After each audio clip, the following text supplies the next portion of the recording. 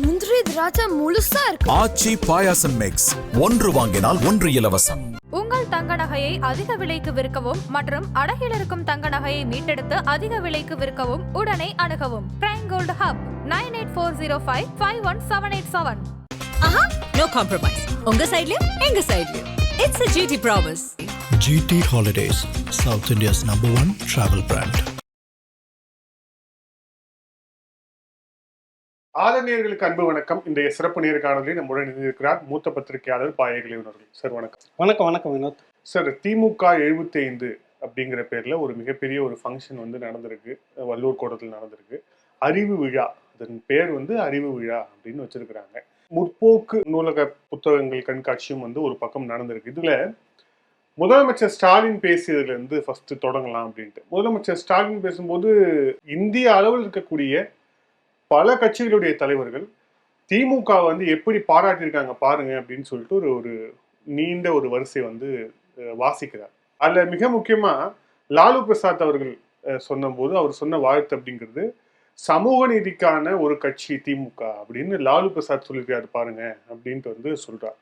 உங்களுடைய பார்வையில், ஏன்னா திமுகவுடைய சமூக நீதி தொடர்பான விஷயங்கள்ல கடுமையான விமர்சனங்கள் உங்களுக்கு உண்டு. அதிலே பல காணொலியில நீங்களே பேசியிருக்கிறீங்க ஆதாரத்தோட. இப்போ லாலு பிரசாத்தோடைய இந்த கருத்து, அது முதலமைச்சர் எடுத்து பெருமிதமா பேசுனது நீங்க எப்படி பாக்குறீங்க?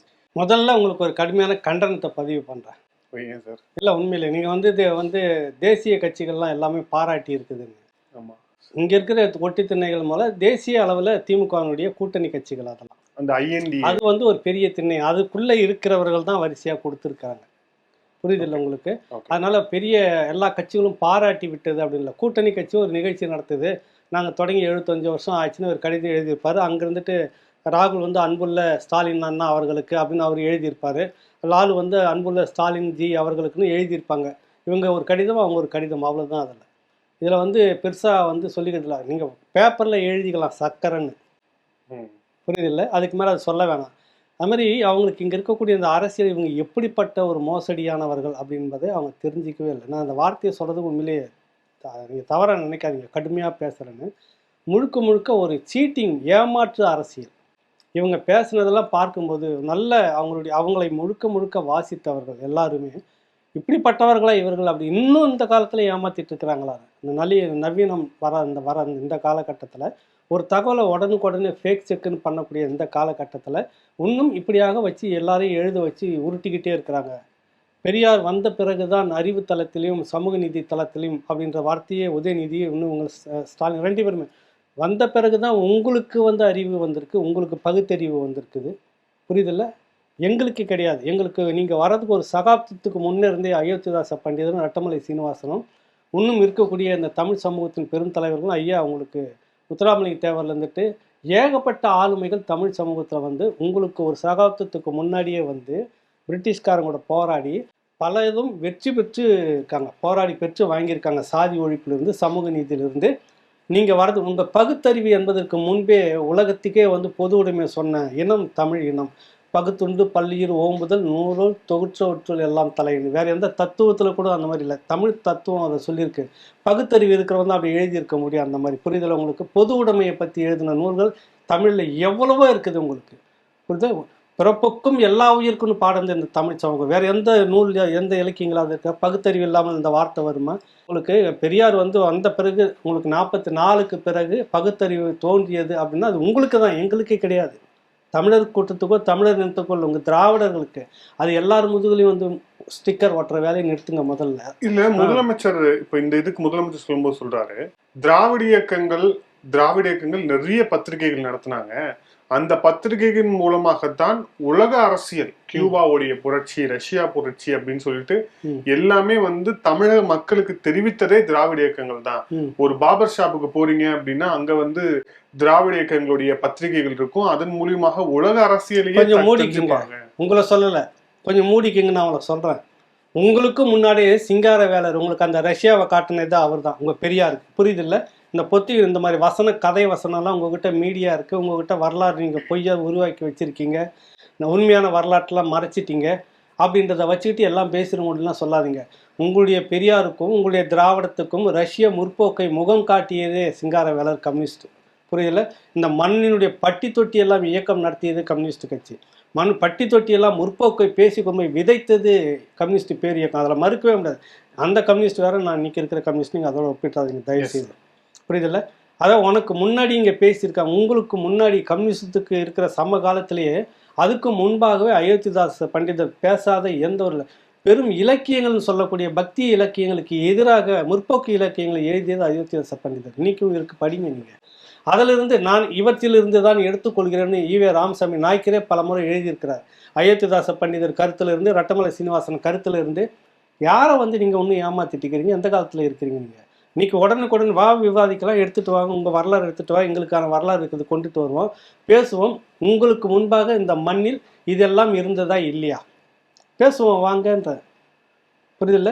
நீ என்ன நீங்கள் மூடிக்கிட்டு இருக்கிறது தான் உங்களுக்கு நல்லது. ஒன்று இதை போட்டு உருட்டிக்கிட்டே இருக்காதுங்க. உலகத்துக்கே லோகத்துக்கே நாங்கள் தான். கம்யூனிஸ்டுகளுக்கு முன்பாக இன்னும் சொல்லப்போனால் எல்லா இடத்துலையும் நாங்கள் பட்டி தொட்டிலாம் எல்லா கடைகளும் உட்காந்துட்டு இதை போய் எழுதி கொண்டு போய் சேர்த்தது நாங்கள் தான் முற்போக்குன்னு சொல்கிறதில்ல. அது ஏமாத்து வேலைன்றான். புரியுதில்ல. 2000 வருஷத்துக்கு முன்னாடி திருக்குறளில் இல்லாத முற்போக்கா இருக்குது உங்களுக்கு. அது முட்டாள்தனமாக அந்த பெரியவர் சொல்லிட்டு போனார், அதில் என்ன இருக்குதுன்னு சொல்லிட்டு போனது நீங்களும் தூக்கிட்டு பேசுகிற திரியிறீங்களே ஐக்கிய கூட்டமாக. சொல்லுங்கள், என்ன நீங்கள் திருவள்ளுவரை பார்த்தா அது மலம் அது சொல்கிறோம் அப்படின்னு சொல்லிட்டு கொச்சைப்படுத்தி பேசணும். நீங்கள் அப்போவே திருப்பி அடிக்கிற மாதிரி ஒரு ஆறு இருந்திருந்தா இன்றைக்கி நீங்கள் இந்த உருட்டிக்கிட்டு இருப்பீங்களா? அதில் இருக்காத முற்போக்கா? அதில் இருக்காத ஃபிலாசபியா? அதில் இல்லாத அறிவுரையா? பிறருக்குன்னு அது சொல்கிறது. அது சொல்கிறார், ஒரு இடத்துல சொல்கிறார்ல, எதை எவன் சொன்னாலும் கேட்காது, நீயே தீர விசாரணை. அது பின்னாடி இவர் எடுத்து காப்பி அடிக்கிறாரு. பெரியார் சொல்லிவிட்டார், பெரியார் சொல்லிவிட்டார். ஒன்றும் தெரியுறீங்க நீங்கள். யார் யார் எப்பொருள் வாய், யார் யார் கேட்பணும் அப்பொருள் மெய்ப்பொருள் காண்பது அறிவு இருந்துருச்சு. இதுலேயே உனக்கு வந்துடுச்சு. இதில் என்ன இருக்குது உங்களுக்கு? பகுத்தறிவும் வருது, அறிவும் வருது. இந்த ஒரு கூறு உனக்கு எங்கே இருக்குது? நீ எப்படி இந்த தமிழ் இனத்தை எல்லாத்துக்கும் நாங்கள் தான் சொல்லிட்டு இருக்கிறோம்? கடைகள் இதில் முற்போக்கா இல்லையா? அட்வான்ஸ் ஃபிலாசபி இல்லை, என்கொயரி. நீ சொல்கிறது கேட்டுக்காரா, விசாரி பண்ணு. இதில் பகுத்தறிவு இருந்தால் தான் இதெல்லாம் சொல்ல முடியும். இந்த பகுத்தறிவு உனக்கு முன்னாடி எத்தனை நூற்றாண்டுக்கு முன்னாடி இருக்குது. அதுக்கு முன்னாடி எல்லாம் பகுத்தறிவு இல்லாதவே வாழ்ந்துட்டு இருந்தால் நீங்கள் தான் அயோக்கியத்தனம் பேசுறது. நீங்கள் அவர் கொண்டாடுங்க, உங்கள் பெரியாரை நீங்கள் கொண்டாடுங்க, நாங்களும் கொண்டாடுறோம், தப்பில்லை. ஆனால் இவர் மட்டுமே தான் அப்படின்னு சொல்லிட்டு இந்த பித்தலாட்டு வேலையை 420, இதுக்கு பேர் 420 சீட்டிங்ன்றது. தமிழ் சமூகத்தின் மீது திரும்ப நீங்கள் குனிய வச்சு ஒரு அசிங்கத்தை பண்ணிட்டு இருக்கிறீங்க. திருப்பி எழ ஆரம்பிச்சிருக்கு இந்த இளைய தலைமுறை. நீங்கள் இன்னும் அதை நீங்கள் வந்த பிற்பாடு தான் கடைகள் மூலமாக முற்போக்குனா, அதுக்கு முன்னாடி எப்படிப்பட்ட ஒரு சமூகம் இருந்தது தெரியுமா உங்களுக்கு? கணியன் பாலன் எழுதின ஒரு பெரிய ஆய்வு புத்தகம். இன்னும் தொடக்கத்திலேருந்து எனக்கு கிமு 5ஆம் நூற்றாண்டுக்கு முன்னாடி தொடங்கினதுலேருந்து கிபி 5 வரைக்கும், முதல்ல இப்போ கிட்டத்தட்ட 14ஆம் நூற்றாண்டு வரைக்கும் எழுதியிருக்கிற புத்தகம், நல்ல பெரிய வேல்யூம் புத்தகத்தில் சாதிகளின் தோற்றம். இந்த பக்கம் நீங்கள் ஐயா பேரறிஞர் அறிவு ஆசான்னு சொல்லக்கூடிய குணா எழுதின சாதியத்தின் தோற்றம் இந்த பக்கம். அது இந்தியத்தின் சாதியினுடைய இதுன்னு சொல்லிட்டு அவர் கணியன் பாலன். ரெண்டுமே நான் படிச்சிருக்கிறேன். 14ஆம் நூற்றாண்டு வரைக்கும் சாதியினுடைய போக்கு தமிழ் மண்ணில் இல்லவே இல்லை. நான் எடுத்து பேசுகிறவா விவாதிங்க நீங்கள். 14ஆம் நூற்றாண்டு 13னுடைய இறுதி 14ஆம் நூற்றாண்டில் யார் வந்தாங்க சொல்லுங்கள், பேசுவோம். உன் கூட்டம் தான் வந்துச்சு, நீ தான் இங்கெல்லாம் விதைச்சேன். அதுக்கு முன்னாடி கிட்டத்தட்ட 6ஆம் நூற்றாண்டுக்கு பின்னாடி இருந்தே தொடங்குது உங்களுக்கு ஆரியத்தினுடைய ஒரு இது. கேரளாவில் அந்த வாடை வந்துடுச்சு, அதனுடைய கலப்பு ஓரளவுக்கு வந்து அது ஓரளவுக்கு அவங்க விவரிக்கிறாங்க. அது அப்படி அந்த காலகட்டத்திலும் இங்கே இருக்கக்கூடிய சேர சோழ பாண்டியர்கள் தரப்பில் இதெல்லாம் இல்லை. சொல்கிறது யார்? கணியன் பாலன்ங்கிற நியூ செஞ்சுரி புக் ஹவுஸுடைய புத்தகம் இருக்குது, எடுத்து படிங்க. அறிஞர் குணா சாதியத்தின் தோற்றன்றதுல விவரிச்சு எல்லாத்தையும் சொல்லியிருக்கிறாரு. இதுக்கு மேலே நீங்கள் இந்த பொய்யை சொல்லிட்டு திரியிறீங்கன்னாக்கா, சாதியை அந்ததுலேருந்து நாங்கள் தான் இப்படி இருந்தோம், சாதியற்ற சமூகமாக, ஒரு பெரிய நெறியில் இருந்த ஒரு சமூகமாக, முற்போக்கு குணங்களை கொண்ட சமூகமாக அத்தனையும் சீரழித்தது நீங்கள் உங்கள் கூட்டம். 14ஆம் நூற்றாண்டுக்கு பிறகு. நீங்கள் இப்போ இப்படி சொல்கிறீங்க, அவங்க சொல்கிற ஒரு கருத்தை பாருங்க. திராவிட இயக்கம் வந்த பிறகுதான் தமிழன் இடுப்புல கட்டிருந்த துண்டை எடுத்து தோல்ல போட்டான். தமிழனுக்கு சுயமரியாதையை ஊட்டியது திராவிட இயக்கம். செருப்பு எடுத்து தலையில வச்சுட்டு போனான்னு சொல்லணும். புரியுதில்ல உங்களுக்கு? நாங்கள் வந்த பிற்பாடு தான், நீ வந்த பிற்பாடு தான் காலில் செருப்பு போட்டிருந்தோம், நீங்க தூக்கி தோல்ல வச்சுன்னு போற அளவுக்கு வந்துருக்கு. தலைகீழா உங்க கூட்டத்துக்கு மாறி இருக்குது. உண்மையான தமிழ் செருப்பு போடுறதா துரைமுருகன் உங்ககிட்ட உட்காந்து இந்த அடி வாங்க மாட்டான். புரியுதில்ல? உங்ககிட்ட அந்த அடி வாங்க மாட்டார் துரைமுருகன். நான் பச்சையாவே சொல்கிறேன், நீங்கள் சொன்னீங்களா அந்த வார்த்தை, அந்த அடி உங்ககிட்ட துரைமுருகன் வாங்க மாட்டார். அங்கே பகுத்தறிவு இல்லையே, அங்கே சுயமரியாதை இல்லையே. துரைமுருகன்கிட்ட இருந்துருந்தாக்கா எப்படி இன்பநீதிக்கு கீழே கும்பிடு போட்டுன்னு உட்காந்துருக்க முடியும்? சொல்லுங்கள். நீங்கள் கேட்டீங்களா? என்ன கேட்டீங்க சொல்லுங்கள். இப்போ சொல்லுங்கள், அந்த கேள்வி நான் சொல்கிறேன். கேளுங்க, அந்த கேள்வி கேளுங்க. இப்போ கேட்ட கேள்வி நான் சொல்கிறேன், திரும்ப சொல்கிறேன். அதான் சொல்ல வரேங்க. இடுப்புல அதான் சுயமரியாதை தானே, இடுப்புல இருக்கிற துண்டு சுயமரியாதை தானே, மானம் அவமரியாதை தானே. எதுவுமே உங்க கூட்டத்துக்கிட்ட இல்லையே. இருந்திருந்தாக்கா எப்படிப்பா அது மன்னராட்சியா அப்படின்ற கேள்வி கேட்டிருக்கணுமே. பொன்முடியும் KN நேருவும் மற்றவர்களும் சீனியர்களும் கேட்டிருக்கணுமே. அவங்களே வேட்டில் முதல்ல நீங்கள் துணியை கட்டுங்கடான்ற புரிதல் உங்களுக்கு. இடுப்பில் துணியை நீங்கள் கட்டுங்க. இடுப்பு துணி இல்லாமல் இருப்பவர்கள் தான் நீங்கன்றதை காட்டிட்டு இருக்கிறீங்களே. இன்பநீதி வரைக்கும் கொண்டாடிட்டு இருப்பீங்களா? கலைஞரை கொண்டாடினீங்க, அவர் புள்ளிய ஸ்டாலினை கொண்டாடினீங்க, அவர் புள்ளியும் இன்பநீதியும் கொண்டாடுறீங்கன்னா உங்களுக்கு அப்போ இடுப்பில் துண்டு உங்களுக்குள்ள இருந்திருக்கணும். நீ எப்படி நீ வந்த ஒரு படம் தான் தமிழனுக்கு துண்டி கட்ட ஆரம்பிச்சோம். உனக்கு முன்னாடியே வேணா ஃபோட்டோ நான் காட்டுறேன். உனக்கு முன்னாடியே நீங்கள் யாரு நீ சொல்லக்கூடிய அந்த பெரியார் இந்த கை நாட்டு பேர் வழியே முழுக்க முழுக்க அர்த்தம் எழுதி கொடுக்குறது காப்பி பேஸ்ட் பண்ணுற வேலையை செஞ்சுட்டு இருந்தது பெருசாக. அதை இன்றைக்கும் திமுக செய்துக்கிட்டு இருக்குது. அன்றைக்கி அவர் காப்பி பேஸ்ட் தான் பெண் ஏன் அடிமையானார். இன்னொருத்தர் வெள்ளைக்காரன் எழுதின புத்தகம் அட்டை டு அட்டை காப்பி அடிச்சு அப்படி நீ கொண்டு வந்த. இன்னொருத்தர் இது எல்லாமே பேசுறது எழுதுனது ஜீவாவுடைய புத்தகத்திலேருந்து நீங்கள் ஜீவா கருத்தில் எடுத்தது, அயோத்திதாச பண்டிதர் கருத்தில் எடுத்தது, ரட்டமலை எது நீ சொந்தமாக யோசிச்சு சொல்லு. உனக்கு ஏது அந்த அளவுக்கு கேட்டால் பகலவன் பகுத்தறிவு பகலவன் சொன்னால் அப்படி கொதிக்கிறார்கள் நிறைய திராவிட தோழர்கள். இதுக்குன்னே எனக்கு இந்த சாதி கட்டுன்னு சொல்லுவாங்கல்ல கிராமத்தில். அவன் ஊரில் அவன்கிட்ட யாரும் பேசாதீங்க, புழங்காதீங்க, கொடுப்பன தண்ணி கிண்ணி கொடுத்து புழங்காதீங்க, தனியாகவே விடணும், ஒதுக்கணும். அந்த வேலையை செய்து எனக்கு எதிராக திராவிடம். ஒரு 4ஆம் தர தொழிலில் வா விவாதம் பண்ணு. ஏன் அங்கே போய் ஏகலை இவனுக்கு பேட்டி கொடுக்காதீங்க, ஏகலை இவன்கிட்ட பேசாதீங்க.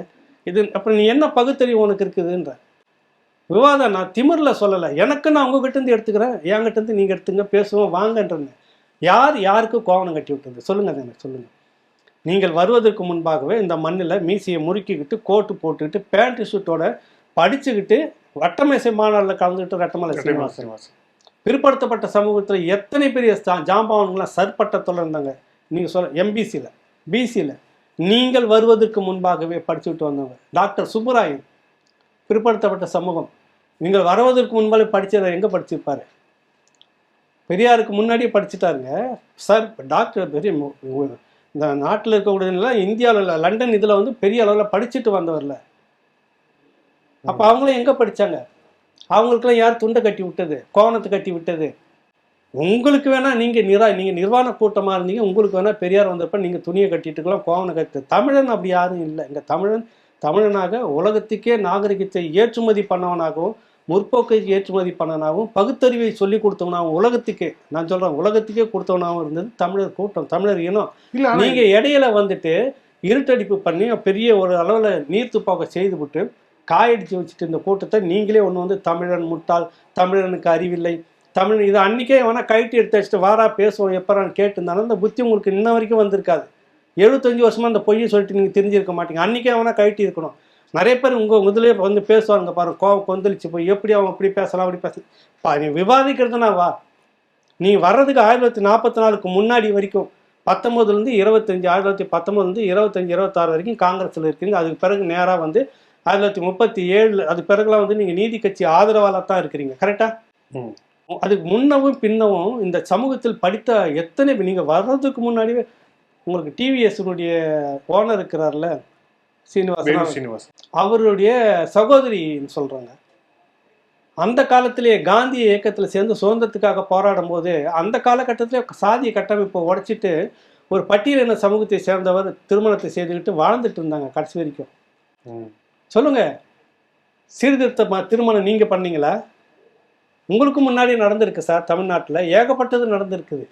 விதவை ஆனாலும் இன்னொரு ஒடுக்கப்பட்ட சமூகம், தாழ்த்தப்பட்ட சமூகம்னு சொல்லக்கூடிய அவங்கள திருமணம் பண்ணிட்டு வாழ்ந்துட்டுங்க. 2 பேருமே காந்திய இந்த சர்வதேய அந்த நில எடுப்பு விஷயத்துல ஒன்னா ஒடுக்கப்பட்ட மக்களுக்கான நிலத்தை எடுத்து கொடுக்குறாங்க. இவங்களோட மொழியில ஆரிய வந்தேரின்னு சொல்லுவாங்க. அவங்க ஆரியன்னு சொன்னாலும் ஆரிய கூட்டத்துக்குள்ளாரி இதெல்லாம் நடந்திருக்குது. பிற்படுத்தப்பட்டோர்ல எத்தனை விதவை திருமணம் நடந்திருக்கு ஒரு பட்டியல் நான் எடுத்து வச்சிருக்கிறேன். அப்போ நீங்க கேட்டதா சொல்ல முடியல, பேசுவோம் வாங்கன்ற. உங்களுக்கு முன்னாடியே இருந்திருக்கு விதவை திருமணம் இருக்குது, பெண்கள் கல்வி இருக்குது, எல்லாம் உங்களுக்கு முன்னாடியே இருந்திருக்குது. நீ இன்னும் உருட்டுறீங்க ஒரு பொய் பித்தலாட்டத்துக்கு 420 வேலை நீங்கள் செய்யக்கூடியது. நான் அதில் தான் எனக்கு ஒரு கோபம் வருது. ஒரு கிராமத்தில் போனாக்கா ஒடுக்கப்பட்ட மக்கள் இருக்கக்கூடிய இடத்துல போயிட்டு பெரியார் கூட அம்பேத்கரையும் சேர்த்துக்க வேண்டியது, இல்லைன்னா அவன் வெட்டி தொடுத்துருவான்ல. பெரியார் அம்பேத்கர் படிப்பகன்னு ஆரம்பிக்க வேண்டியது, இல்லை அம்பேத்கர் பெரியார் படிப்பகன்னு ஆரம்பிக்க வேண்டியது. தோழர் இது எல்லாமே நம்ம தோழர்களாக இருப்போம். என்ன இன்னைக்கு ஒடுக்கப்பட்ட மக்களுடைய விடுதலையை பேசியது பெரியார். ஒடுக்கப்பட்டவருடைய அரசியல் யாருக்கிட்ட இருக்குன்னா பிற்படுத்தப்பட்ட மிகவும் பிற்படுத்தப்பட்ட முற்போக்கு சமூகத்துக்கிட்ட இருக்குது. இந்த பெரியார் படிப்பகம்னு ஒரு முற்போக்கு சமூக இடத்துலையும் ஒரு பிற்படுத்தப்பட்ட சமூக இடத்துலையும் படிப்பகமே கிடையாது, சிலையும் கிடையாது. நீ ஒடுக்கப்பட்ட மக்கள்கிட்ட எவன் ஒடுக்கப்படுகிறானே அவங்ககிட்ட போயிட்டு வந்து சாதியை ஒழிச்சிடுவான் தோழர். இதுக்கு பேர் 420 இல்லையா? இந்த இயக்க தோழர்களை நான் கேட்குறேன், ஒரு ஊர் தெருவுன்னு சொல்லிக்கிற எங்கேயாவது ஒரு இடத்துல பெரியார் சிலையையோ அம்பேத்கர் சிலையையோ வச்சு படிப்பகன்னு நீங்கள் ஆரம்பித்து சாதியற்ற சமூகமாக நம்ம இருக்கணும்னு நீங்கள் ஒரு வகுப்பு எடுத்திருக்கீங்களா? எடுத்துட முடியுமா? எடுத்திருக்கீங்களா? இன்ன வரைக்கும் வந்து 75 ஆண்டுகள்னு பீத்திக்கிறீங்க பெருசாக. இந்த ஊரில் இந்த இடத்துல நாங்கள் வச்சுருக்கிறோம், இந்த இயக்கத்தை தொடங்கிற ஊர் தெருவில் நான் சொல்ல வருது. சேரிகளில் மட்டுமே வச்சுட்டு அந்த மக்கள் இன்னும் சேரி மக்கள்கிட்டே நீ அந்த மூலையில் புகுத்தி அவன் ஒரு பெரிய வாழ்ந்த பரம்பரை, உன்னை விட மேலானாக வாழ்ந்த அவனுக்குன்னு பெரிய நிலப்புலங்கள் இருந்தது. அவனும் ஒரு பெரிய சமூகத்தில் அங்கீகரிக்கப்பட்ட ஒரு பெரிய இனமாகத்தான் இருந்தது. அதை விட்டு அவனை தாழ்த்தப்பட்டவன் அவன் மூளைக்குள்ளாக ஒரு அடிமை புத்தி நீ ஒன்றும் சொல்ல வச்சு நாங்கள் வந்த பிற்பாடு தான் விடிஞ்சுது, ஈவேரா அந்த விடிஞ்சு நீ சொல்லி கற்பித்த இது ஒரு விதமான ஒடுக்குமுறை, இது மோசமான ஒடுக்குமுறை. இதில் வந்து 75 வருஷம் பாரம்பரியம்னு சொல்லிக்கிறேன், வெக்கமே இல்லை உங்களுக்கு?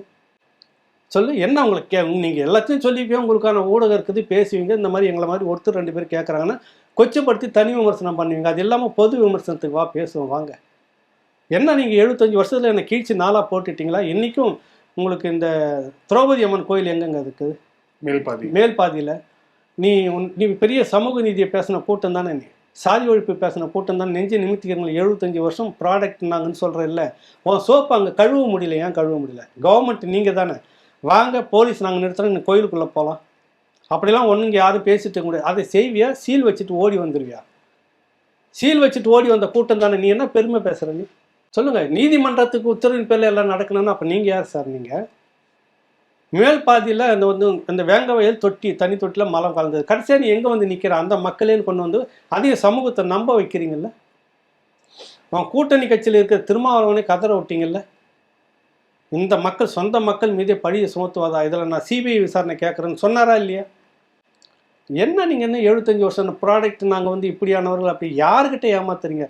கோவணங்கட்டை வச்சு இந்த கோவணத்தில் இருந்தவங்களை இன்னைக்கு இந்த மாதிரி வச்சுருக்கோம். அது திராவிடர்களை உங்களை இந்த கூட்டத்தை தான், தமிழ் மக்கள் இல்லை, தமிழ் இனத்தை இல்லை. உனக்கு முன்னாடி அவன் வந்துட்டு மேலோங்கிய மனிதனாக இருந்தான். தமிழ் சமூகம் அவங்ககிட்ட சாதி இல்லை, மதம் இல்லை, தமிழ் சமூகமாக இருந்திருக்கான், குடிகளாக பிரிஞ்சு இருந்திருக்கான். அவ்வளவும் ஆதாரத்தோடு இருக்குது. நீங்கள் எல்லாம் இந்த பேண்ட் சட்டை போகிறதுக்கு முன்னாடி அவனும் பேண்ட் சட்டை போட்டிருக்கான், அவனும் படிச்சிருக்கிறான், அவனும் எல்லாமே செய்திருக்கிறான். புரியுதில்ல? ஒரு கணக்கெடுப்பு இருக்குது. பிரிட்டிஷ் ஆட்சி காலத்தில் பள்ளிகளுடைய கணக்கெடுப்பு யார் யார் படிக்கிறார்கள்னு சொல்லிட்டு முற்போக்கு சமூகம் அதிகமாக படிச்சிருக்காங்க சொல்ற, அதை விட கூடுதலாகவே பிற்படுத்தப்பட்ட சமூகமும் படிச்சிருக்காங்க. பட்டியல் இருக்குது. ஒரு ஜில்லாவிலையும் சொல்லிட்டு நீங்கள் அதை பேசியிருந்தீங்க, நாங்கள் அதை எடுத்து சொல்லியிருந்தோம். ஒரு ஜில்லாவிலையும் இருந்தது. நான் அப்போ பெரியார்லாம் அப்போ பிறக்கலை, 1800கள் அந்த தொடக்க காலகட்டத்தில். புரியுதில்ல? அந்த காலகட்டத்தில் இவ்வளோ பள்ளிக்கூடங்கள் இருந்துக்கு எல்லாம் படிச்சிருந்துருக்கிறான்னா அப்போ நீ யாரை வந்து போய் சொல்லி ஏமாத்திட்டுக்கிற? சொல்லுங்கள். இந்த மக்களை ஒன்று நீ வந்து ஒரு முட்டாள்தனம் நினச்சிட்டு இருக்கிற, நம்ம என்ன சொன்னாலும் அவங்க நம்பிடுவான்றீங்களா? உங்களுக்கு ஓதுவார்கள் கூட்டம் அதிகமாக இருக்கிறது. அந்த ஓதுவார்களை வச்சுட்டு நீங்கள் எல்லாம் நம்பித்தான் ஆகணும். தடி எடுத்து அடிச்சு ஒத்துக்குங்கன்னா அது என்ன அர்த்தம்? ஒரு மானத்தமிழன் கூட இருக்க மாட்டான், ஒருத்தன் கூட பேச மாட்டான், எல்லாம் ஒத்துக்கிட்டே போயிடுவானா? நீ சொல்கிறதெல்லாம் நம்பிக்கிட்டு இருப்பானா? எதனா ஒன்றுன்னா இந்த இந்துத்துவான்னு கொண்டு வந்து சேர்த்துக்கிறீங்க. எதை எடுத்தாலும் ஒரு இந்துத்துவம். காலையில் எழுந்தோன்னு நைட்டு தூங்குறோம். இப்போ இதெல்லாம் கேட்டுட்டு பாஜக ஆளுவான், எஸ்ஐஆர் வந்துருச்சு. புரியுதுல? அது அப்புறம் அரசியல். அது நீட்டு மாதிரி இப்போ எஸ்ஐஆர் எடுத்துன்னு சுற்றுது. மக்களை ஏமாற்ற ஒரு மோசடி வேலை இது. புரியுதுல? அதில் நிறைய பேசுவோம் நம்ம. நான் எஸ்ஐஆரை வந்து நியாயப்படுத்தலை. ஆனால் நீங்கள் நீட்டை விட்டுட்டீங்க. இப்போ மக்களை எடுத்துகிட்டு போனால் ஒத்த பைசாவுக்கு தேராதுன்னு எஸ்ஐஆரை பிடிச்சிட்டு பூபங்கமாக இதே மாதிரி தான் அது ஒரு ப்ராடக்டாக மாற்றுறாங்க. பொருளை காட்டி விற்கிறதுன்னு இல்லை, இந்த காட்டி வேலை செய்யறதுக்கு எஸ்ஐஆர் வருது. பிறகு பேசுவோம். நீ இந்த விஷயத்தில் வந்துட்டு மக்களை இனிமேல் ஏமாற்ற. நாங்கள் 75 வருஷம் பாரம்பரியம் சமூக நீதியில் இவர் வேற சொல்கிறாரு, நம்ம ராகுல் காந்தி. ஒடுக்கப்பட்ட மக்களுக்கு மீட்டு எடுத்த இயக்கம். எங்கே மீட்டு எடுத்தீங்க நீங்கள்? மீட்டு எடுத்த ஏன் சேரிகளில் மட்டுமே அம்பேத்கர் படிப்பவங்க பெரியார் படிப்பவங்க இருக்குது?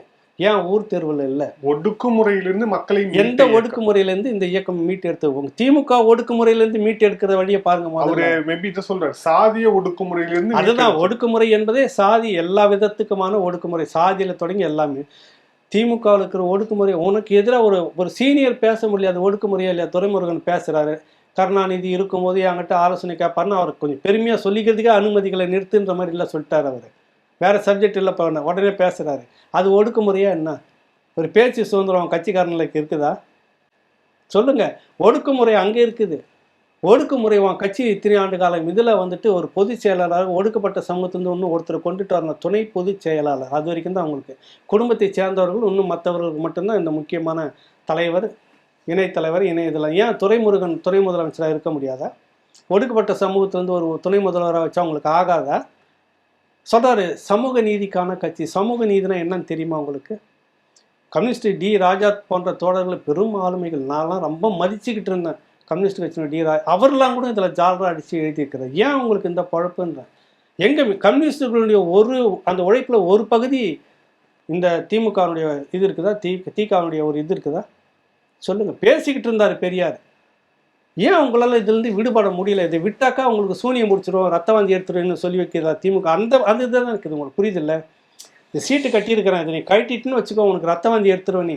அதுதான் இன்றைக்கி இந்த பெரியார்னு ஒரு சீட்டு உங்களுக்கு கட்டியிருக்கிறோம் கழுத்தில். இதை நீங்கள் கழட்ட ஆரம்பிச்சோன்னா ரத்தவாந்தி எடுத்து வந்துருங்கன்னு சொல்லுது திமுக. நாங்கள் வந்து தான் இது இல்லைன்னா அப்படி ஆகிடும், அது இல்லைன்னா அப்படி ஆகிடும். குடுகுடுப்புக்காரனுக்கும் உங்களுக்கும் ஒரு வித்தியாசம் இல்லை. மாயக்காரன் மந்திரக்காரன் சொல்கிறவங்க உங்களுக்கும் ஒரு வித்தியாசமே இல்லை. என்ன பகுத்தறிவு? இதே மூடத்தனம் தானே. நீங்கள் உன் கட்சியில் இருக்கக்கூடிய ஒடுக்குமுறைகளை வந்து இன்னும் ஒழிக்க முடியல. திராவிட சனாதனம்னு ஒன்று இருக்குது, அதை ஒன்றும் உங்களால் ஒழிக்க முடியல. இதில் சொல்கிறார் ராகுல் வந்து இப்படி சொல்கிறாரு. அதுக்கடுத்து நீதிக்கிற கூட்டாட்சியினுடைய இதுவாக இருக்குதான் ஃபிலாசபினுடைய பெரிய பாரம்பரியமாக யார் சொல்கிற? சரத்பவார். இங்கே வண்டி எடுத்துன்னு வந்து இங்கே வந்து பாரு, கொஞ்சம் நின்றுட்டு பாரு. கூட்டாட்சினா என்னென்னா காங்கிரஸில் எல்லா மாநிலத்தினுடைய தேசிய கட்சிகளுடைய எல்லா மாநிலத்தினுடைய மாநில கட்சிகளும் பங்கெடுத்து கூட்டணியில் இருந்தது. நம்ம திமுகவும் நல்லா சப்பனங்கால் போட்டு சாப்பிட்டது மந்திரி பதவி. பாஜக ஆட்சியிலையும் கூட்டணி ஆட்சி எல்லாருமே பங்கு கொடுத்து இவங்களும் போய் உட்காந்து சாப்பிட்டுட்டு இருந்தாங்க. அந்த மாதிரி இங்கே தமிழ்நாட்டில் இருக்குதா? நீங்கள் திமுக ஒண்டியாக நின்று நீங்களே ஜெயிச்சிட்டிங்களா? அவங்களுக்கு வந்து மத்தியில் மட்டும்தானே கூட்டாட்சி, மாநிலத்தில் கூட்டாட்சி முறைன்றது எல்லா இடத்துலையுமே இருக்கணும். உங்களுக்கு புரியுதில்ல? இந்த மாநிலத்திலையும் தனிப்பெரும் கட்சியாக நீங்கள் வெற்றி பெற்றீங்கன்னா பரவாயில்லைங்களா வினோத்?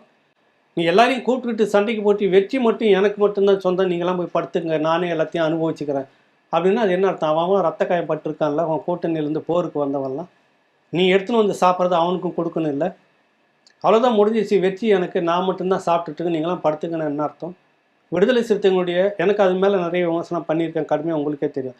ஆனால் திருமாவளவனுடைய உழைப்பு, அந்த தம்பிகளுடைய உழைப்பு இல்லாமல் நீங்கள் ஜெயிச்சிருப்பீங்களா? ஒரு துணை முதலமைச்சர் அங்கே இருந்தால் உங்களுக்கு நான் குறைஞ்சி போதா? அது என்ன ஒரு இதுவும் இல்லாமல் தூக்கத்துலேருந்து தட்டி எழுப்பின்னு வந்த ஒரு ஆளை கொண்டு வந்து துணை முதல்வர்னு வச்சுக்கிறீங்க? என்ன காரணம்? இதுவா சார் சமூக நீதி? சொல்லு. இது அயோக்கியத்தனம் இதுக்கு பேர் இல்லை. அவர் வாங்க கட்சின்னு எப்படி வாங்க கட்சின்னு சொல்லிக்க முடியும்? என் கட்சி நாங்கள் முடிவு எடுத்து நாங்கள் சேர்ந்துக்கணும் எப்படி சொல்ல முடியும்? அதுவே அநீதி இல்லை, சமூக அநீதி இல்லை. இல்லை, நீங்கள் உதயநிதி பற்றி சொல்றீங்க இல்லையா? அதுக்கு முதலமைச்சர் சொல்றாரு உதயநிதி தான் திமுகவுக்கு ஒரு பெருவாரியான இளைஞர்களை வந்து இப்ப சேர்த்திருக்கிறார். அப்ப நீங்க கையாளாகாம இருந்துட்டீங்களோ ஸ்டாலின் அவர்களே?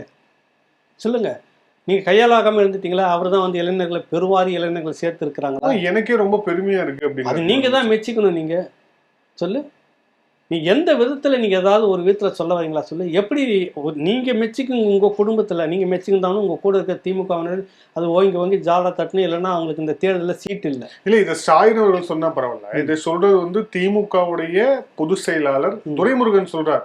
ராஜராஜ சோழன், ராஜேந்திர சோழன், MK ஸ்டாலின், உதயநிதி ஸ்டாலின் அப்படின்னு ஒரு ஒப்பீடு சொல்றார். அதாவது வயிற்று பசி இருந்துச்சுன்னா எதனா கேட்டு வாங்கி சாப்பிட்றலாம். புரியுதுல்ல? நானே இப்போ எனக்கு வந்து பசிக்குது வினோத், எனக்கு எதனா வாங்கி கொடுங்க. அதுக்காக நான் உன்னை உட்காந்துன்னு வினோத் வந்துட்டு இப்படி ஆக்கும் அப்படி ஆக்கும். ராஜேந்திர சோழனும் ராஜராஜ சோழனை பற்றி இவருக்கு தெரியுமா தெரியாதா? சொல்லுங்கள். இவர் அதே நிகழ்ச்சியில் தான் சொன்னார்னு நினைக்கிறேன். இன்னொரு இதில் சொன்னார், நான் இந்த மாதிரி தேர்தலில் என்ன நிற்க சொன்னார், நிற்க மாட்டேன்னு சொல்லிட்டேன். ஏன்னு கேட்டார். என்னால் செலவு பண்ண முடியாதுன்னு. அப்போ அவர் எழுந்து போயிட்டார், உனக்கு சீட்டு வேணாமான்னு சொல்லிட்டு. தயாளு தான் நான் படித்தேன், பேப்பரில் போட்டு தயாளு அம்மான்னு தான் சொல்லலை அவர் துரைமுருகன்.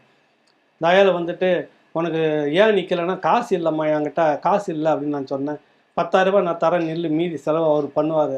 அப்படி எனக்கு இந்த குடும்பம் தான் எல்லாம் கொடுத்துச்சுன்னாரு. அந்த அளவுக்கு நீ அன்றைக்கி இருந்த துரைமுருகன். இன்றைக்கி இந்த அளவுக்கு வந்துட்டு உங்களுக்கு உடம்பு பெருத்த மாதிரி உங்கள் சொத்தும் பெருத்து போயிருக்கு, வெடிச்சிற மாதிரி. புரியுதில்ல உங்களுக்கு? சொத்தை நான் சொல்கிறேன், இவரை சொல்லலை. சொத்து இன்றைக்கி வெடிச்சிடும். எங்கே அமலாக்கத்துறை சின்ன திரியை பற்ற வச்சுன்னா வெடிக்கும். அந்த அளவுக்கு குவிஞ்சி நெறிஞ்சு போயிருக்குது. இப்படி எங்கன்னா இப்போ பலூனில் ஓட்ட போட்டால் வெடிக்கல, அந்த மாதிரி இருக்குது சொத்து உங்களுக்கு. அப்புறம் நீ அவரை கொண்டாடாமல் ராஜேந்திர உலகத்தில் நீ நல்ல வேலை மாவீரர் அலெக்சாண்டர்னு சொல்லாமல் போயிட்டார். அலெக்சாண்டரை விட மிக பெரும் மாவீரன் ராஜேந்திர சோழனும் நம்ம ராஜராஜ சோழனும். இவங்களுக்கு நான் சுருக்கமாக சொல்கிறேன். ராஜேந்திர சோழன் நாடு நாடாக போய் பிடிச்சி வெற்றி கண்டு நாட்டை ஆண்டுகிட்டு வந்தார். இவங்க நாடு நாடாக போய் பணத்தை போட்டுட்டு வராங்க. ரெண்டும் ஈக்குவலாக இருக்குது இல்லை? நாடு நாடாக நாட்டை பல நாடுகளை போய் ஆதிக்கம் செய்து போர் செய்து வெற்றி பெற்றவர் ராஜேந்திர சோழன். பல நாடுகளில் முதலீடு பண்ணிட்டு வந்தவங்க இந்த கூட்டம். அப்பாவை விட இவர் அந்த விஷயத்தில் வேகமாக இருப்பார்னு சொல்கிறாரு துரைமுருகன். அவர் ரொம்ப நக்கல் நையாண்டி பிடிச்சவர் தெரியுமா? பெரியவர் உங்களுக்கு துரைமுருகன் நாசுக்காக குத்திடுறாரு ஒரு குத்து. அப்பா இருக்கிறப்ப ஆலோசனை கேட்டு இப்போ எவனையும் ஆட்ட கேட்கறதில்லன்னு வேற சொல்கிறாரு. அதான் அர்த்தம். அது குத்துறது, ஒரு குத்துறது, நீங்களாம் சரியில்லை பார்த்துக்குங்கன்னு சொல்கிறது உங்களுக்கு. அப்பா வந்து நாடு நாடாக போய் இன்வெஸ்ட்மெண்ட் பண்ணிட்டு வந்ததை விட 100 மடங்கு தம்பி ராஜேந்திர சோழனோட அதிக வெற்றி இல்லை இவர். அதே போல் உதயநிதி வந்து எல்லா நாடுகளும் இன்னும் கூடுதலான இன்வெஸ்ட்மெண்ட் பண்ணுவார் அப்படின்னு சொல்கிறாரா? என்ன நீங்கள் எதோட ஒப்பிடுறது தெரியும்? தர வேண்டியது இல்லையா? இது ராஜேந்திர சோழனை நம்ம கொச்சப்படுத்துகிறோம், ராஜராஜ சோழன் நம்ம கொச்சப்படுத்துகிறோம். தமிழ் சமூகத்தின் மிக பெரும் ஒரு ஆளுமைகள் அடையாளம் இது. இந்த கூட்டத்துக்கு வைக்கலாமன்ற ஒரு பொது அறிவாவது பெரியவருக்கு இருந்திருக்கணும், துரைமுருகன் அவருக்கு, ஐயாவுக்கு. சொல்லு, வயிற்று பசி இருக்கலாம், அகோர பசி இருந்துட்டு இந்த மாதிரிலாம் கொடுமையாலாம் செய்யக்கூடாது. உங்களுக்கு வேறு எதனா நீங்கள் செய்து சாப்பிட்றலாம். இப்படிலாம் புகழ்ந்து தான் அங்கே வாழ்ந்துட்டு இருக்கணும்னு அவசியமே கிடையாது. யாரோட ஒப்பிடுறோம்? இந்த இனத்தினுடைய அடையாளமாக பார்க்கப்படுகிற இந்த இருபெரும் ஆளுமைகளை, இந்த மன்னர்களை இந்த கூட்டத்தோட போய் என்ன அந்த தமிழ் சமூகத்தை தூக்கி நிறுத்திட்டாங்களா இவங்க 2 பேரும்? இதுக்கு முன்னாடி யாரும் இந்த மாதிரி ஆட்சி செய்யலையா? உங்கள் அப்பா கலைஞர் சாகிற வரைக்கும் சொல்லிட்டு இருந்தது காமராஜர் ஆட்சின்னு தான் சொன்னாரே. ஒரு முறை கூட அண்ணாவுடைய ஆட்சி, கருணாநிதியுடைய ஆட்சி சொல்லவில்லை, நீங்களும் சொல்லலை. சொல்லி ஓட்டு கேளுங்களாம் போயிட்டு. காமராஜர் ஆட்சின்னு தான் சொல்லுவேன். அப்படிப்பட்ட ஆளுமைகள் அங்கே இருந்திருக்குது. நீங்கள் யாரை ஒப்பிட்டு பேசிட்டு இருக்கிறீங்க சொல்லுங்கள். இது வந்து அசிங்கமாக இல்லை உங்களுக்கு? உழைப்பு, அடுத்தது அறிவு, இவங்க தானா? வேறு யாருமே கிடையாதான். நேற்று திருச்சி வேலுசாமி அவர்கள் வந்து இந்த போது பேசியிருந்தார். புரியுதுல? உழைப்பு அறிவை பற்றி பேசிட்டு இருக்கும்போது சொன்னார், கோச்சிக்க மாட்டீங்களா? போலீஸ், நான் சொல்லலை, இது அவர் சொல்கிறாரு. போலீஸ்காரங்கிட்டையும் உழைப்பு இருக்குது, குற்றவாளி கண்டுபிடிக்கணும், அறிவு இருக்குது. அறிவை வச்சு அந்த திட்டத்தில் உழைச்சி கஷ்டப்பட்டு போகிறான். திருடுறான்ல, அவங்ககிட்டையும் உழைப்பும் அறிவும் இருக்குது. இருக்க போய் தான் அவனும் உழைக்கிறான், அறிவை பயன்படுத்தி திருடுறான். ரெண்டும் ஒன்றான்னு கேட்குறாரு. புரியுதில்ல? இப்போ இதே தான் நான் ராஜேந்திர சோழனுக்கும் உதயநிதிக்கும் நான் பொறுத்துறேன். புரியுதில்ல உங்களுக்கு? இதுக்கு மேலே அவர்களுக்கு என்ன பதிலை சொல்லணும்? இது உங்களுக்கு பணம் இருக்கிறது, உங்களுக்கு பணம் இருக்கிறது, படைபலம் இருக்கிறது, ஓதுவார்கள் நிறைய இருக்கிறாங்க. அதுவும் உங்களுக்கு மோசமான ஓதுவார்கள்லாம் இருக்கிறாங்க. ஓதக்கூடிய மீடியாவும் இருக்குது. அதனால் எதை சொன்னாலும் மக்கள் ஏற்றுக்கொள்வார்கள் அப்படின்னு சொல்லிட்டு நீங்கள் எல்லாத்தையும் பேசிகிட்டு இருக்காதீங்க. பழைய மாதிரி இல்லை காலம். நிறைய இன்னைக்கு இளம் தலைமுறைகள் தேடி தேடி தேடி படிச்சுக்கிட்டு இருக்கிற பிள்ளைகளாக இருக்கிறாங்க. உங்கள் திமுகவிலே பல பேர் இதை நம்பலை. அதனால தான் விஜயை நோக்கி, நாம் தமிழ் கட்சி நோக்கி அடுத்த தலைமுறை எங்கே வந்திருக்கு உங்ககிட்ட சொல்லு. கூட்டுனீங்க நீங்கள் கூட்டத்தை. இளைய தளபதி உங்கள் இளையவர் அங்கே ஒரு தளபதி இருக்கிறார்ல, அதனால் அந்த இளையவர் வந்து சேலத்தில் இங்கே கரூரில் எங்கள் மாநாடு கூட்டினார்ல, அந்த கூட்டம், அந்த இளைஞர் கூட்டம் எப்படி இருந்துச்சு? எப்படி இருந்தது? இதுதான் உங்கள் லட்சணம். காசு கொடுத்தா வருவாங்க, பின்னாடி உட்காந்து ரம்மி ஆடிட்டு இருந்தாங்க. புரியுது இல்லை? அதான் உங்கள் லட்சணம். அவ்வளோதான் சொல்கிறேன். ரொம்ப விவரிச்சா உங்களுக்கு அசிங்கமாயிடும். இங்கே ஒரு லட்சியத்துக்காக இருக்கிற ஒரு இளைய தலைமுறை உருவாக்கிக்கிட்டே இருக்குது. நீங்கள் அதை மறந்துட்டு பேசிகிட்டு இருக்காதீங்க. உலகமே உங்களுக்கு தான், உங்களுக்கு கீழே தான். இந்த நாடே நாங்கள் தான் கொண்டுட்டு வந்தோம். இந்த நாட்டில் இருக்கிற அத்தனை பேரும் பேண்ட் ஷர்ட்டை போட்டுக்கிறதுக்கு நாங்கள் தான் டெய்லர் கடை வச்சு நடத்திக்கிட்டு இருந்தோம். ஏன்னா சிறந்த தையல்காரர் வந்து பெரியார் தான். உடனே ஆமாம், சமூகத்தை தைக்கக்கூடிய தையல்காரராகத்தான் அவர் இருந்தானே, யாருன்னா மீசியை முறுக்கிட்டு பேச வருவாங்க. புரியுதில்ல உங்களுக்கு? அசிங்கமாக இருக்குது இதெல்லாம் சொல்கிறதுக்கு. எல்லாத்துக்கும் நீங்கள் அவரை கொண்டு வந்து வச்சுட்டு அந்த ஒரு ப்ராடக்ட் இல்லைன்னா தமிழ்நாட்டில் எதுவுமே இருக்காது. குறுக்கு நெருக்குமா அதுக்கு முன்னாடி எப்படியே வந்து தண்ணி ஓடிட்டு இருந்து இப்போ பாலாறும் தேனாரும் ஓடிக்கிட்டு இருக்குது. நிறைய மீசை இருக்கு. புரியுதுல்ல? நிறைய மீசை இருக்கு. அதனால கன்ஃபியூஸ் ஆகும். ஒரே ஒரு மீசை தான் இப்போதைக்கு. மற்றது மீசெல்லாம் மீசையா இல்லை, ஒரு மீசை மட்டும்தான். ஆதவர்ஜுன் ஒரு மீசையை சொல்றாரு, நீங்க ஒரு மீசையை சொல்றீங்க. எந்த மீசைன்னே தெரியல. இல்லை, நான் சொல்ற மீசை எல்லாருக்குமே தெரியும். உங்களுக்கு அறிவு தளத்தில் அவர் மட்டும்தான் மிக பெரும் ஆளுமையாக. ஆமாம், அவர் தையல்காரர் தான். சமூகத்தை தைப்பதற்காக பிறந்த தடியெடுத்த தையல்காரன் வசனம்லாம் பேசுறது யாரா இருக்குன்னு அவரை தான் இருப்போம். நான் இப்போயே சொல்லி கொடுத்தேன். இந்த டயலாக் அப்படியே விடுவார் எங்கள் ஐயா. புரியுதில்ல? இப்படியான ஓதுவார்களை வச்சுக்கிட்டு சொல்லுங்கள். பெரியார் வந்தார், அவரால் முடிஞ்சவருக்கு பிரச்சாரம் பண்ணார், ஆனால் எதையும் செய்யலை. புரியுதில்ல? நான் தெளிவாக சொல்லணும். பிரச்சாரம் பண்ணார், வண்டி இருந்தது, வசூல் பண்ணார், காசு அதெல்லாம் ஒரு இதில் போட்டு வச்சார். அதை அப்படியே வீரமணிகிட்ட கொடுத்துட்டு ஓடிட்டார், மறைஞ்சிட்டார். அப்படின்னு இல்ல, சொல்லுவேன். ஆனா அவங்க சொல்லும்போது எங்களுடைய தமிழ் சமூகத்தில் இருக்கக்கூடிய சூத்திர பட்டத்தை நீக்குவதற்கு மூத்திர செட்டியோடு அலைந்தவர் அப்படின்னு அவங்க சொல்றாங்களே. எப்போ அதுக்கு முன்னாடி உங்களுக்கு சூத்திர பட்டத்தை நீக்கிறதுக்குனாக்கா, சூத்திர பட்டம் நீக்கிறதுக்கு முன்னாடி எத்தனை பேர் போராடிக்கிறாங்க? மூத்திர சட்டியோட சுத்தினார்ல, அதுக்கு முன்னாடி நிறைய பேர் பேசி பிரிட்டிஷ் கவர்மெண்ட்ல சட்டம் வாங்கிட்டவங்களே எத்தனை பேர் இருக்காங்க. நான் காட்டுட்டா பேசிட்டா. சுப்பாராவ் அவர்கள் ஒரு பிற்படுத்தப்பட்ட சமூகத்தில் அன்னைக்கு ஒரு படிச்சுட்டு 5வது வரைக்கும் படிச்சுட்டு வந்த காலத்தில் அவர் டாக்டரேட் படித்தவர். அவர் எத்தனை சீர்திருத்த சட்டங்களை போட்டிருக்கிறார் தெரியுமா உங்களுக்கு?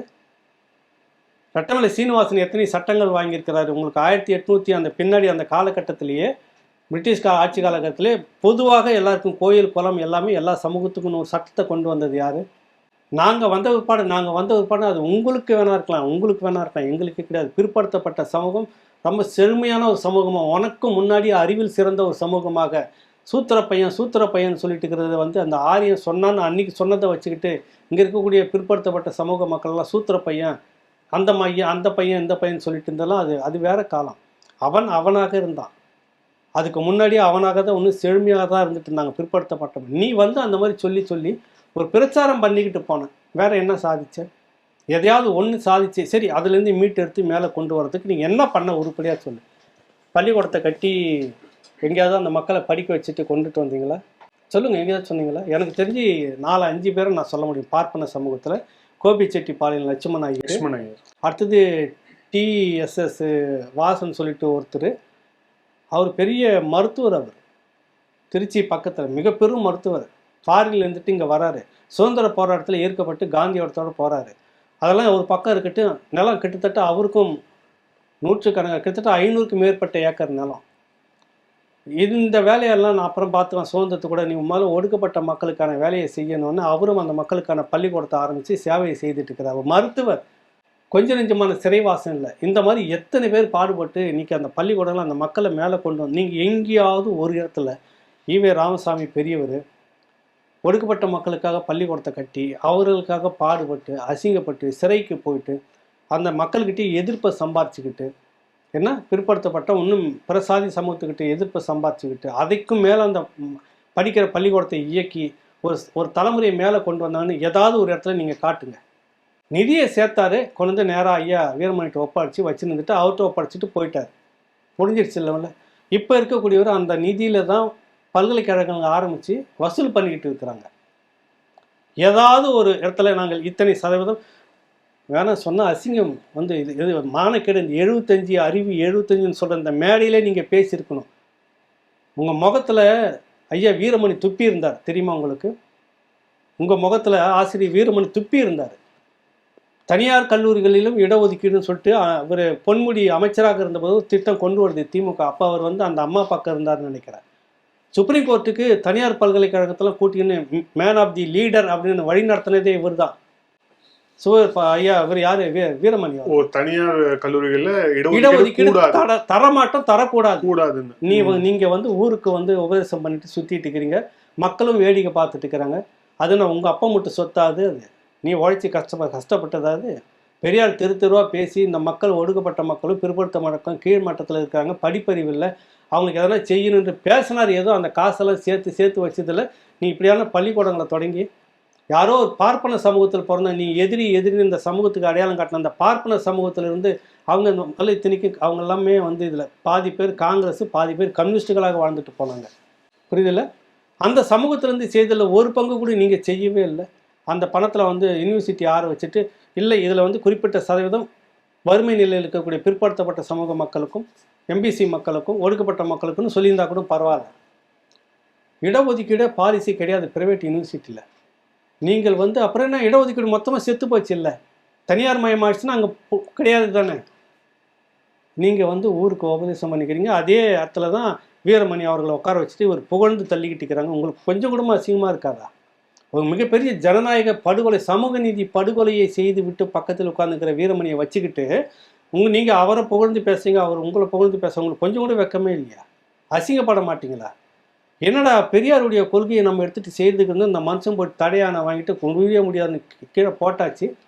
இவரை நம்ம வச்சுக்கிட்டு ஒன்றும் பேசிட்டு இருக்கிறோம்னு உங்களுக்கும் அசிங்கம் இல்லை, அவருக்கும் நம்ம இதை எதிர்த்து மீன் குற்றம் உணர்ச்சி அவர்களை நீங்கள் வந்து உலகத்துக்கு நீங்கள் ஊருக்கு உபதேசம் எடுக்கிறீங்க. தமிழனுக்கு அறிவில் என்னவீங்க, அவன் கோவணம் கட்டின்னு இருந்தவன், நாங்களாம் அது எல்லாத்தையும் நம்பிக்கிட்டு இருக்கணும்.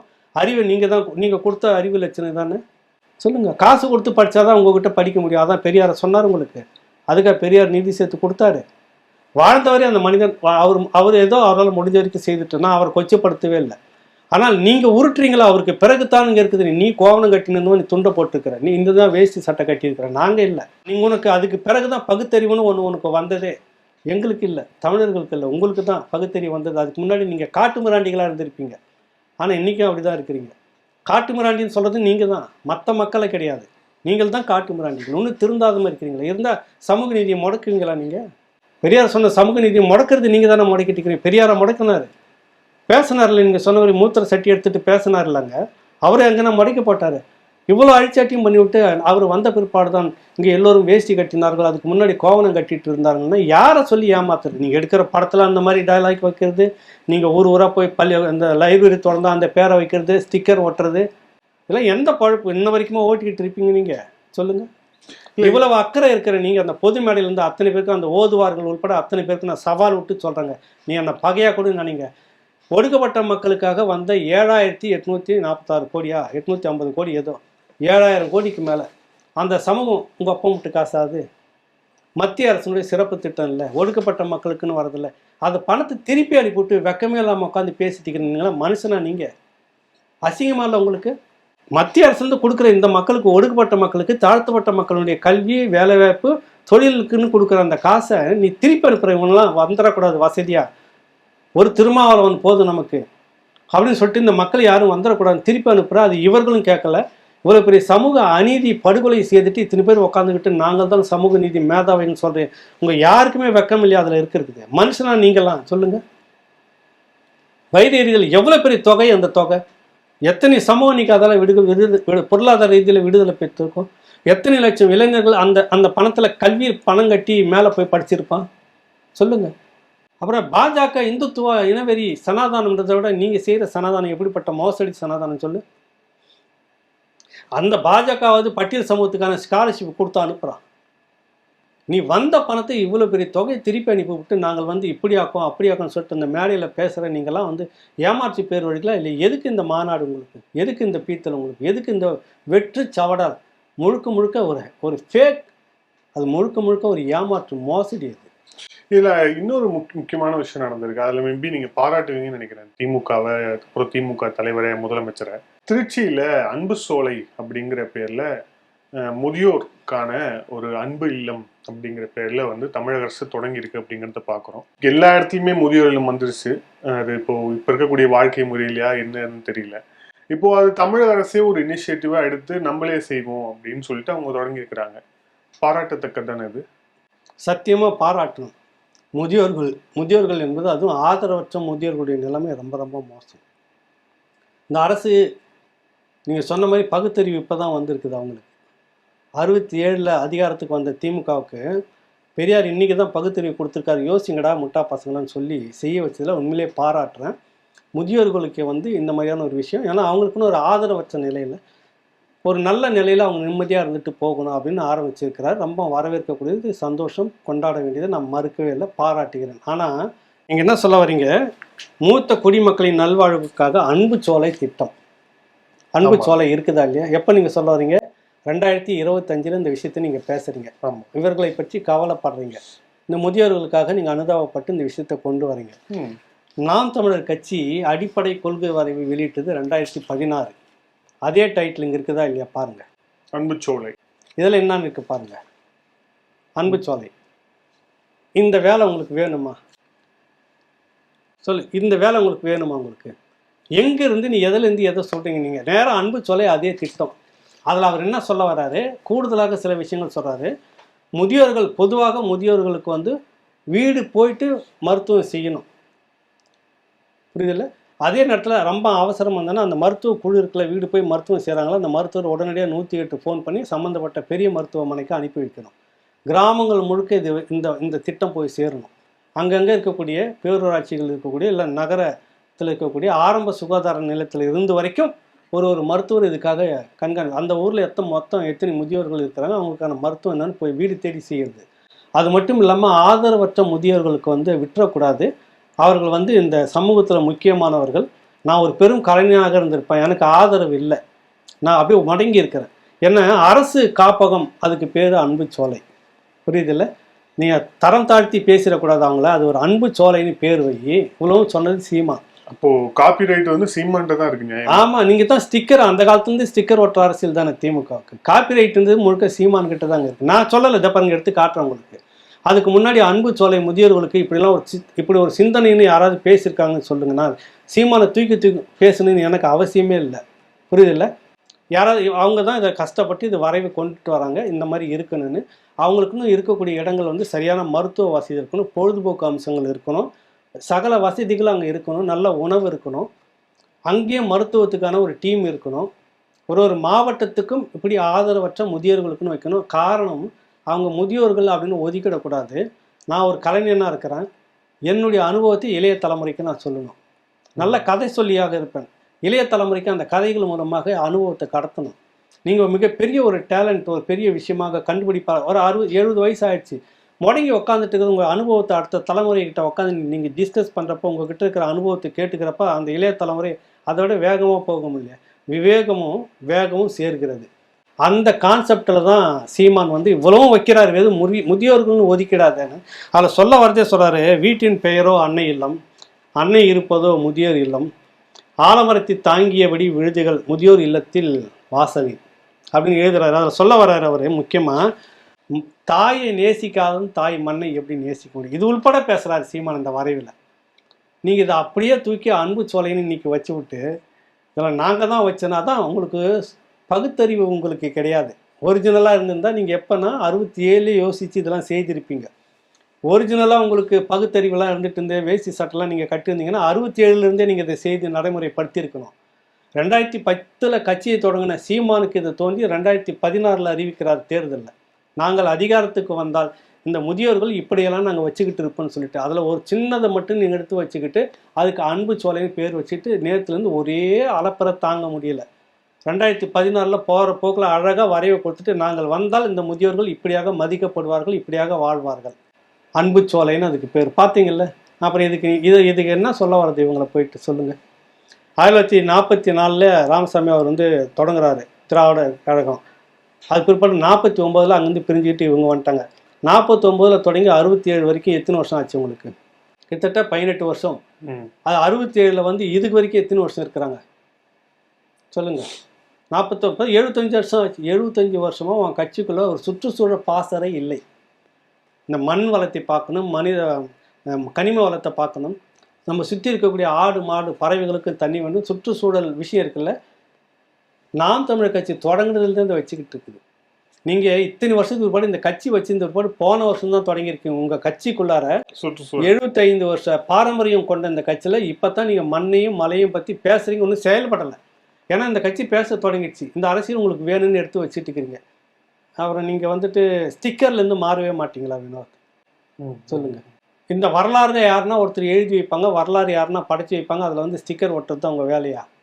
நான் சொல்லலை, இந்த ஒரு விஷயமே உங்களுக்கு காட்டுது.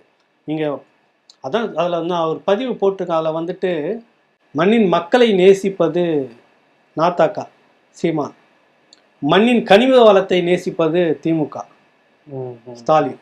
புரியுதில்லை உங்களுக்கு? நீங்கள் ரெண்டும் எப்படி பொருந்துன்னு நான் சொல்கிறேன். அதான் இது ஒரே வார்த்தை இதுதான் உங்களுக்கு. சார், இந்த நேர்காணல இறுதியான கேள்வி, இந்த எஸ்ஐஆர் இந்த சார் அப்படின்னாலே வந்து ஒரு தமிழகத்தில் ஒரு பரபரப்பாக எடுது. ஏற்கனவே நம்ம வந்து இந்த அண்ணா யூனிவர்சிட்டி சார் பற்றிலாம் வந்து விரிவாக நம்ம நேர்காணலே பேசியிருக்கிறோம். இப்போ இன்னொரு சார் வந்துருச்சு. இப்போ இதை எதிர்த்து உச்சநீதிமன்றத்தில் வழக்கு, இப்போ வந்து அதில் வந்து அதிமுக ஒரு வழக்கு பெட்டிஷன் போட்டிருக்கிறாங்க.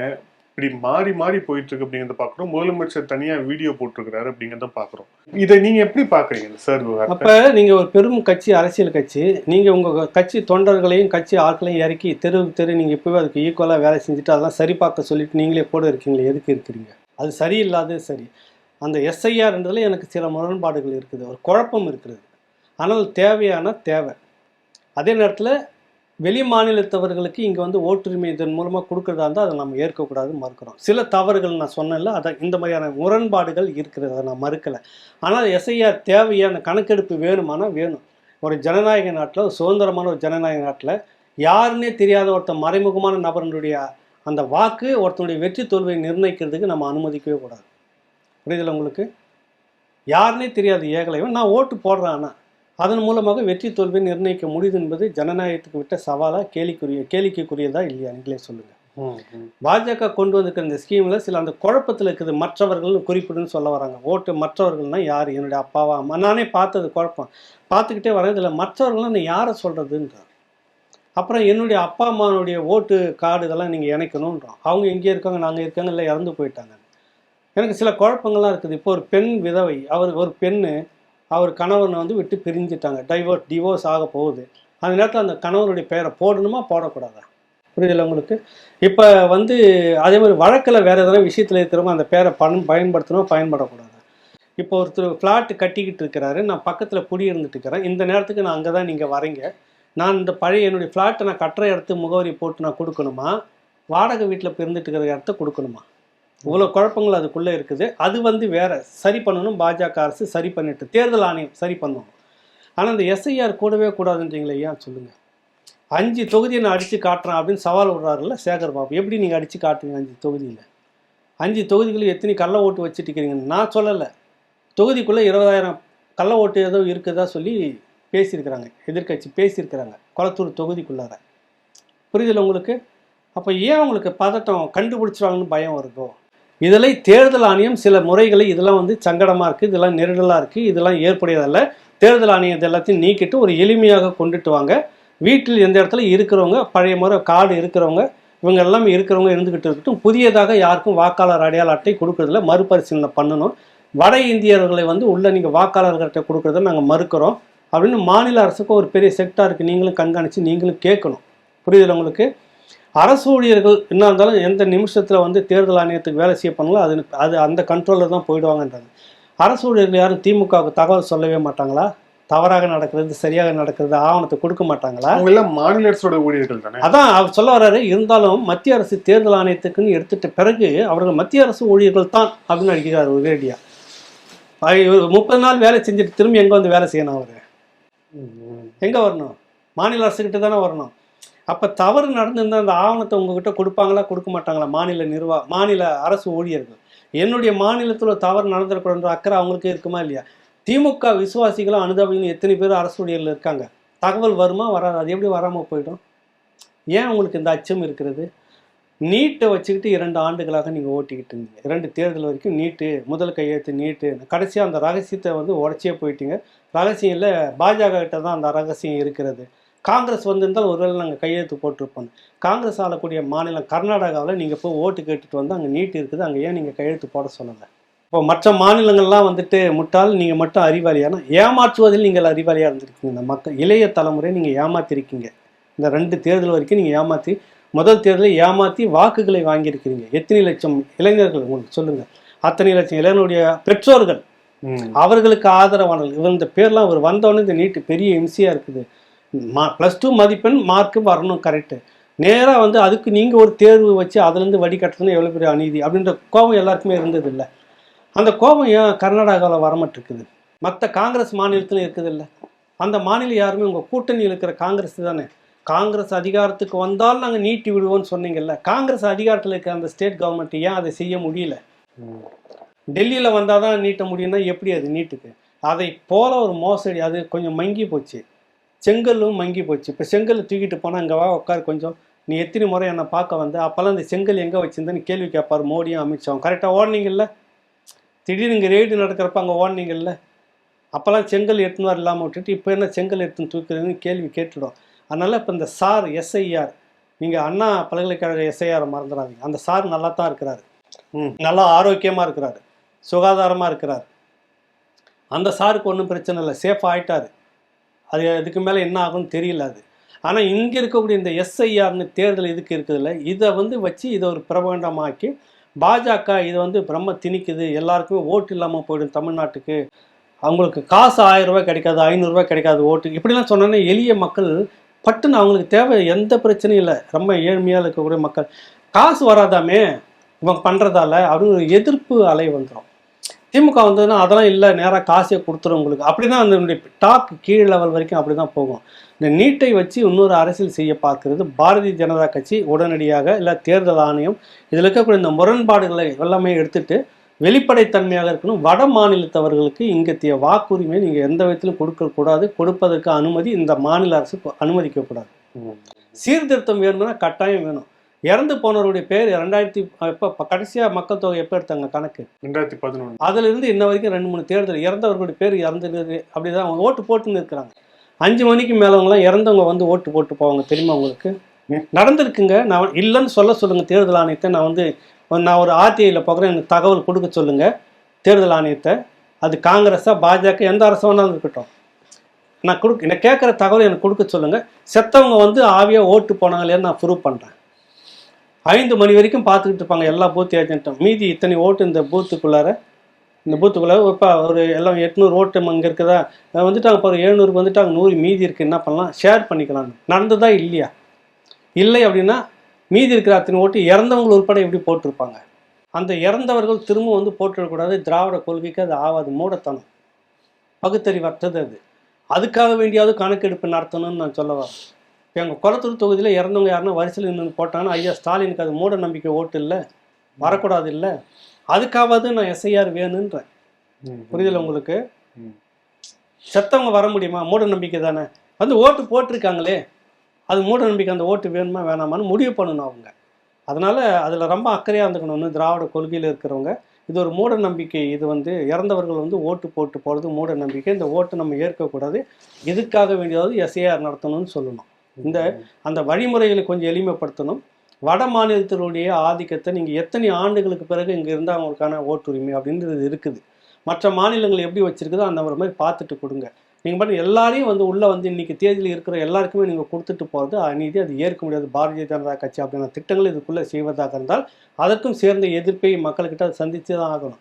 ஆனால் இவர்கள் போடக்கூடிய அந்த விஷயத்தில் எஸ்ஆருக்கு எதிரான மாற்று, நீட்டுக்கு மாற்று இது நமக்கு கிடைச்சிருச்சு, இதை வச்சு ஊதி பெருசாக்கும், புரியுதுல, நமக்கு தான் நிறைய திண்ணைகள் இருக்குது, எல்லாம் சேர்ந்து ஒரே நேரத்தில் வந்து குதிக்கும். இதன் மூலமாக நான் ஒரு பிரச்சாரத்தை அப்படியே கொண்டு போயிட்டு ஐயா அவங்க வந்தாங்கன்னா காசுலாம் கொடுக்காம நாங்கள் கொடுக்கலான்னு இருக்கிறோம், பிடுங்கிடுவாங்க அவங்க அப்படின்னு பிரச்சாரம் பண்ணிச்சுன்னா எளிய மக்கள் நம்புவாங்கல்ல. அதனால் இதற்கு இடம் அளிக்கக்கூடாது தேர்தல் ஆணையம் அப்படின்றது என்னுடைய கருத்து. நன்றி சார். வணக்கம், நன்றி.